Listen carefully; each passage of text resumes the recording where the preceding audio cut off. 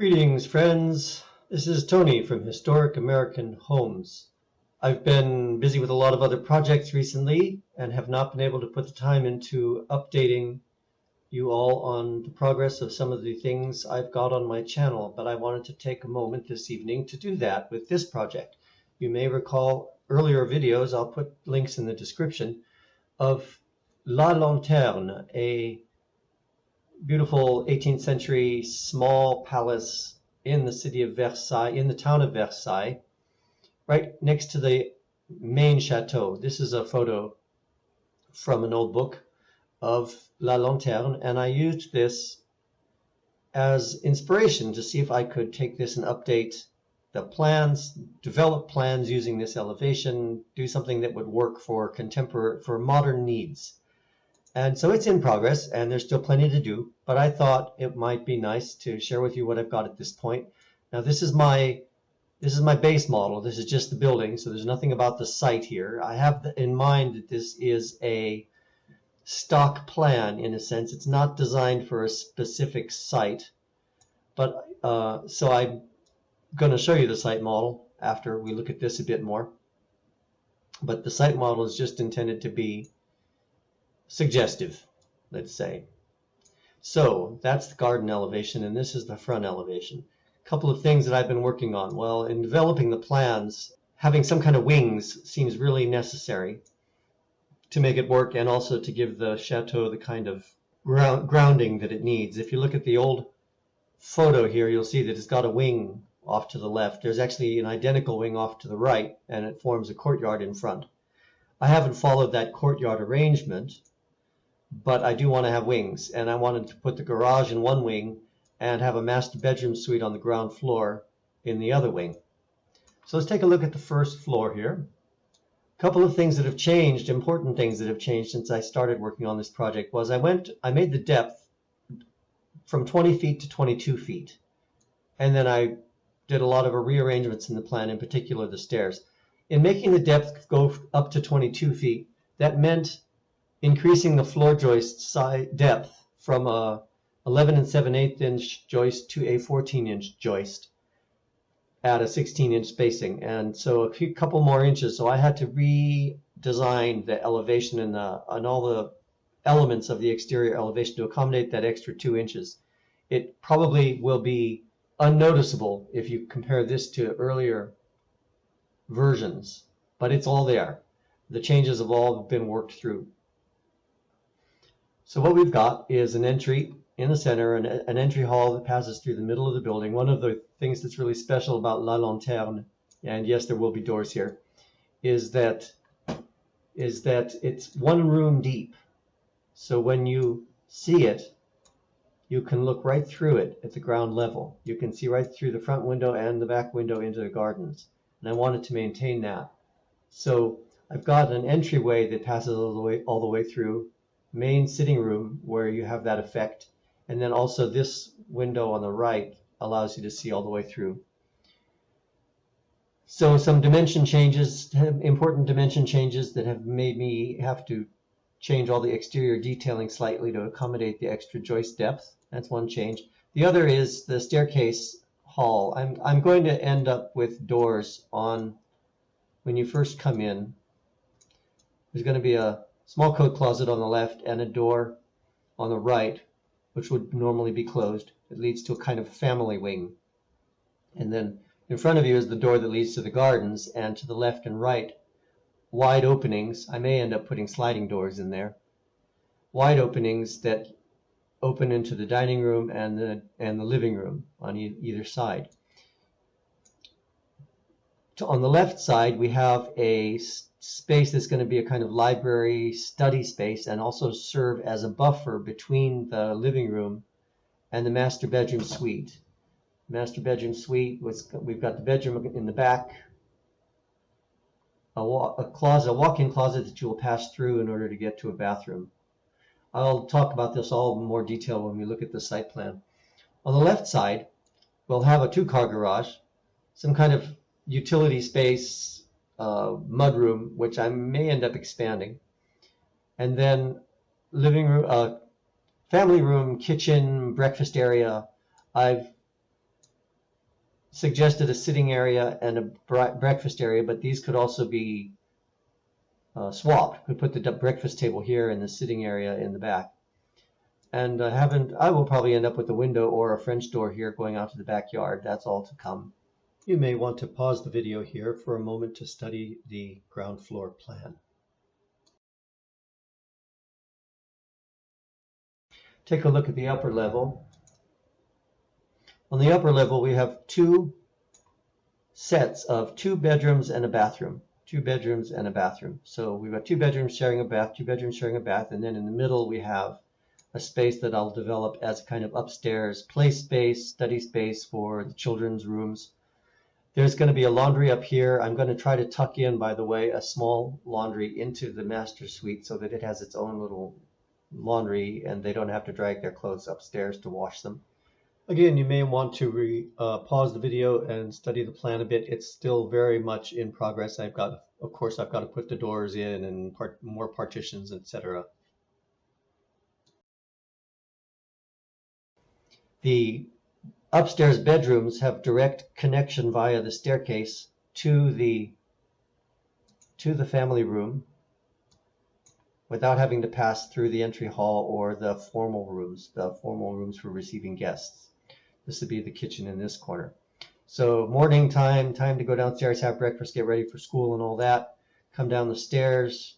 You got your kitchen, your breakfast space, and garage, and away you go. That's the general arrangement. And I'm really, really happy with it. There's a lot of little details left to work out. But we'll take a look now at this on a prototype site plan. I should mention 2 more important changes that I made that I didn't mention in the earlier part of this video. Well, for a start, these 2 wings that are coming off either side, when I first designed them, when I first laid them out, I gave them pitched roofs that matched the pitch of the main roof. It looked all right. It looked fine. It caused some conflicts with windows on the bedrooms on either end on the upper floor. They were conflicting with the windows. I could have just deleted the windows, and in fact, I haven't entirely finished resolving that.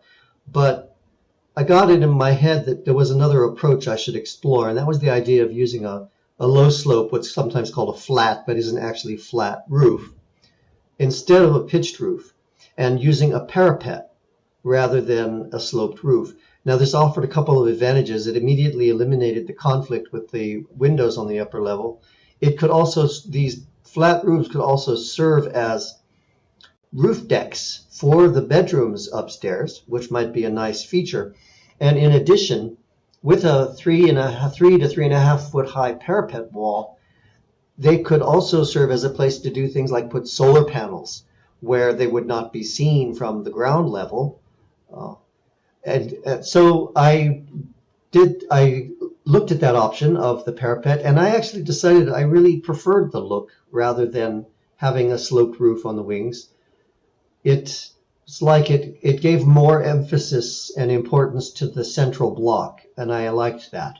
The other change that I made is right here, the gap on either side of the entry motif. On either side, I found as I was looking at the model as I had originally made it, doing my best estimating off of this particular image here, I found that I had somehow made the space between the window and the rusticated areas too narrow. So I went back into the model and I added 1.5 feet to each, no, 2 feet. I don't remember now if it was 1.5 feet or 2 feet. I'd have to check the dimensions. Anyway, I made the entire building about 3 feet wider, about 1.5 feet on each side. And that allowed me to increase the space here, which I think made it just look a whole lot better. It also had some more square footage, but it's already a big house, you know. So, and that square footage turned out to be very useful when it came time to redoing the staircase. So those are 2 other pretty significant changes. Now, this site model is generic. This house is not designed for a specific site. I'd love to see it built on a nice site, but the purpose of the site model is simply to suggest ways to develop outdoor spaces that are complementary with the functions and aesthetic of the house itself. So that's the idea with this site model. I'll take you around it and we'll look at it from a few different directions. Here we're looking at the garden side, and we have the garage wing on the left with the family room and mudroom connection. There will be windows and all. I haven't got all that in the model yet.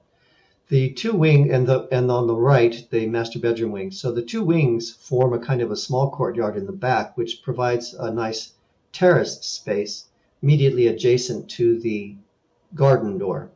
And then that terrace provides transition to the lawn. Of course, a house like this just has to have a nice pool. And I would imagine that somebody building this might also want to build a small pool house at the opposite end of the pool as a kind of a counterbalance to the family room wing here. I think I'm probably going to end up with a French door on the family room that opens into the pool. That's a possibility. There's some code issues with that because you're supposed to have a gate between the pool and everything else. But work that out. I've given each of the two wings a small bay window. There's a lot of detailing left to do to make those look good, but the idea is just to kind of help to frame that back patio. I think this makes a good series of transition zones between the inside of the house and the garden space. Looking a little more closely at the master bedroom wing, we've got the main part of the master bedroom here with a dressing room and bathroom.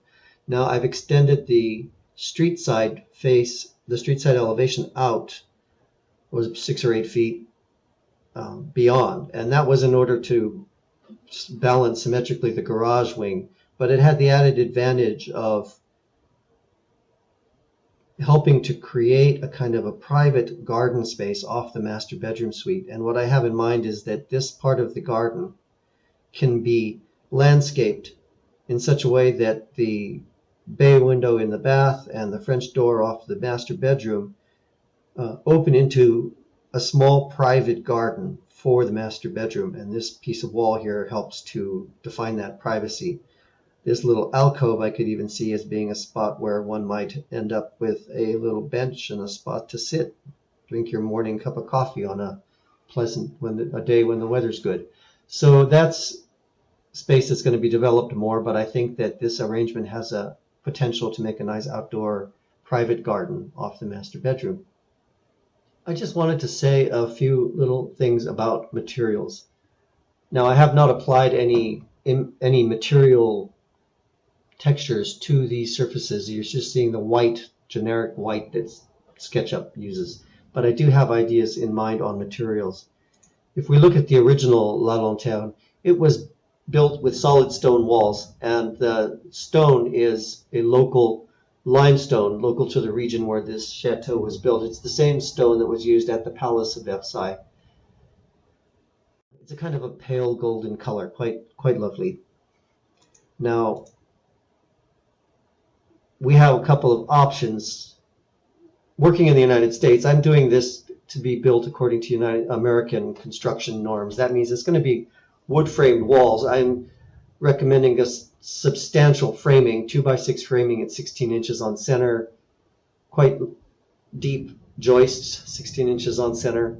It's a solid wood frame construction, but the exterior finishes could go two different directions. For a start, a less expensive approach that would still be very good quality would be to use stucco, either a normal cement stucco with integral color, or possibly a lime stucco for all of the main flat surfaces.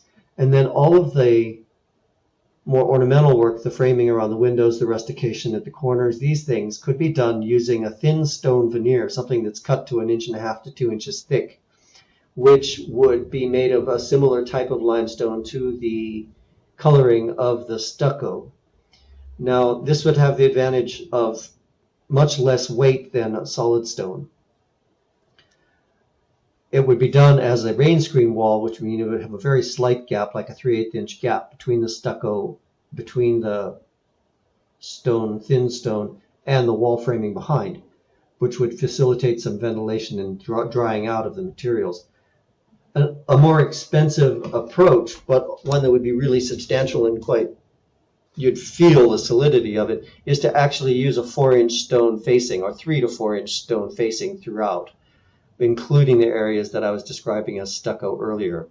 The whole thing done with a stone facing would be rather like how we build brick houses today. The brick is not the structural wall, it's just a veneer, but it's a 4-inch thick material. This adds a lot of weight to the building, which means more substantial foundations, and also in earthquake countries, earthquake zones, this can be a little bit problematic. It can be solved, but it means more expense. So could go either way with the wall materials. I'm going to detail it out using the stucco and thin stone veneer. The roof, ideally, would be a real slate roof, which would give you a century of wear. And after a century, probably all you'd have to do is a bit of touch up to the ridge and the hips here. There's nothing to compare with the real slate roof. That's a little bit difficult to come by in the United States, but it's available. That's what I'd really like to see. And I haven't made up my mind yet. Maybe I'll detail it out with a slate roof. Anyway, that's enough about the exterior and the materials, and I hope this update was interesting to you all. If you're curious to know more about this, please leave your comments and put questions for me in the comments as well. I'd be happy to share my thoughts with you about it, and I'd like to hear your thoughts as well. Thank you. Have a great day.